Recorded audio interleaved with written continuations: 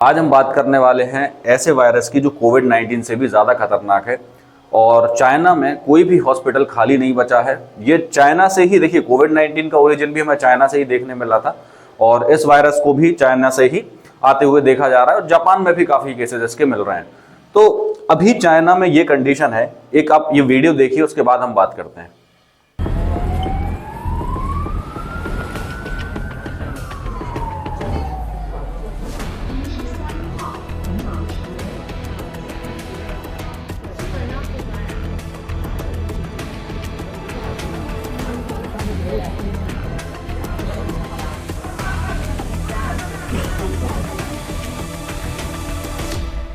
आज हम बात करने वाले हैं एक ऐसे वायरस की जो कोविड-19 की तरह ही बहुत तेजी से फैल रहा है और ये इंडिया के लिए कितना खतरनाक हो सकता है उस चीज को हम समझेंगे। क्या इस वायरस के सोर्सेस हैं, क्या सिम्टम्स हैं, आपको क्या खतरा हो सकता है और क्या आपको प्रिकॉशंस लेने हैं, वो सारी बातें हम इसमें करेंगे। इसके अलावा क्या सिर्फ जो HMPV हमें दिखाया जा रहा है, क्या वही एक ही वायरस है? नहीं, इससे बहुत ही ज्यादा डेंजरस और भी वायरस हैं जो इस समय में चाइना में फैल रहे हैं और बहुत तेजी से स्प्रेड हो रहा है। मतलब आप ये समझिए कि कोविड-19 जितनी तेजी से स्प्रेड हुआ था उससे ज्यादा तेजी से ये वायरस स्प्रेड हो रहा है।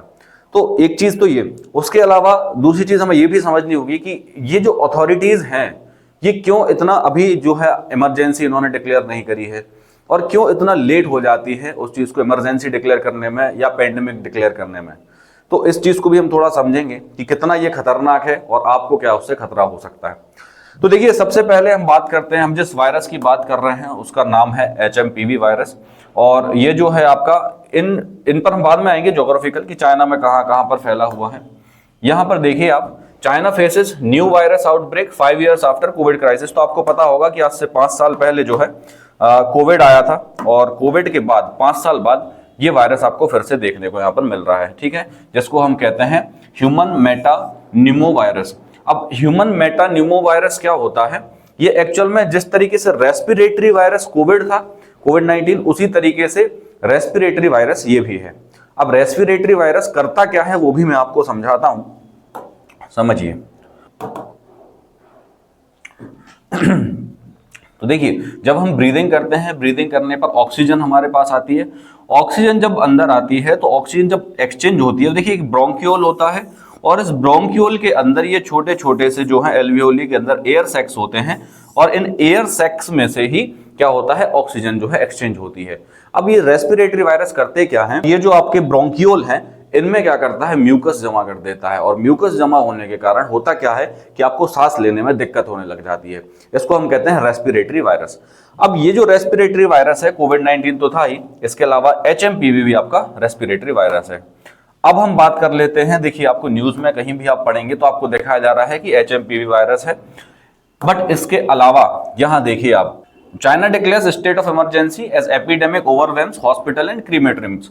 तो क्रीमेटोरियम्स और हॉस्पिटल्स में वहां पर जगह नहीं बची है, जिस तरीके से कोविड-19 में हुआ था सेम केस हमें यहां पर देखने को इसमें मिल रहा है। इसके अलावा मल्टीपल वायरसेस इंक्लूडिंग इन्फ्लुएंजा ए, HMPV, माइक्रोप्लाज्मा न्यूमोनिया और उसके अलावा कोविड-19 ये भी बहुत तेजी से वहां पर फैल रहे हैं।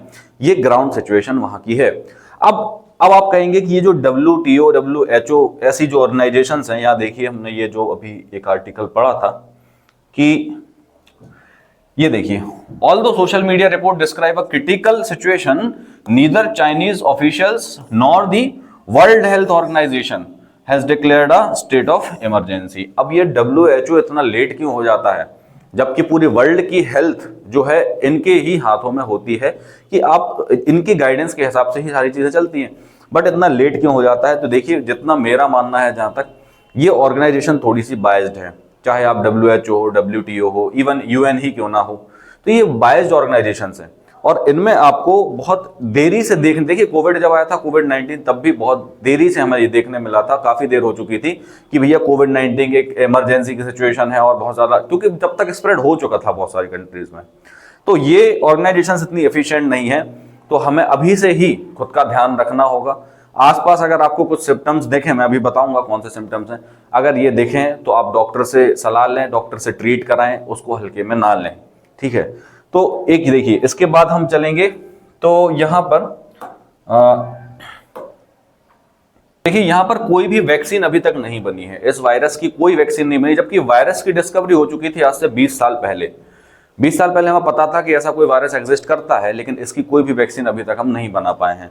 ठीक है, तो ये भी एक डेंजरस सिचुएशन है, एक अलार्मिंग सिचुएशन है कि इसकी कोई वैक्सीन नहीं है। अगर ट्रीटमेंट होता फिर इतनी ज्यादा डरने वाली बात नहीं होती, बट यहाँ पर कोई भी आपकी वैक्सीन नहीं है। इसके अलावा ये देखिए यहाँ पर आप जापान में जो है 7,18,000 केसेस जो है रजिस्टर्ड हो चुके हैं। कि हम इंडिया जो है, इंडिया भी यहाँ पर बाउंड्री शेयर करता है ना। तो ये आपका चाइना है, और चाइना के पास आप देख सकते हैं कि यहाँ पर जापान पास में है, कोरिया जापान ये पास की कंट्रीज हैं। इसके अलावा इंडिया है ना, तो इंडिया में भी खतरा बना रहेगा एज ऑलवेज। अच्छा, ये जो केसेस हैं ये नदन चाइना में ज्यादा देखे गए हैं। ये जो बीजिंग वाला एरिया है यहाँ पर ये केसेस ज्यादा देखे जा रहे हैं। तो अभी ये नदन चाइना बहुत तेजी से फैल रहा है, बट चाइना में यहाँ पर जो है इमरजेंसी सिचुएशन डिक्लेयर कर दी गई है। हॉस्पिटल्स में यहाँ पर जगह बची नहीं है, तो हमें भी, क्योंकि हम नेबर हैं चाइना के, तो हमें भी यहाँ पर प्रिकॉशंस लेने की जरूरत है, और अभी से संभल जाए तो ज्यादा बेटर होगा। ठीक है, तो ये जो है सारी सिचुएशन थी, ग्राउंड रियलिटी यही थी, जो आपको कोई भी न्यूज चैनल नहीं दिखाएगा, क्योंकि न्यूज चैनल पर वो चीजें दिखाई जाती हैं जिनसे उनको टीआरपी मिले। बट आपको अपना ख्याल खुद रखना है, आपके परिवार का, आपके रिश्तेदारों का, आपके आसपास के लोगों का आपको ही ध्यान रखना है। तो ये वीडियो ज़्यादा से ज़्यादा लोगों को शेयर करें और उनको अवेयर करें कि ये वायरस कभी भी एक इमरजेंसी का रूप ले सकता है, तो अभी से सावधान रहें। Thank you.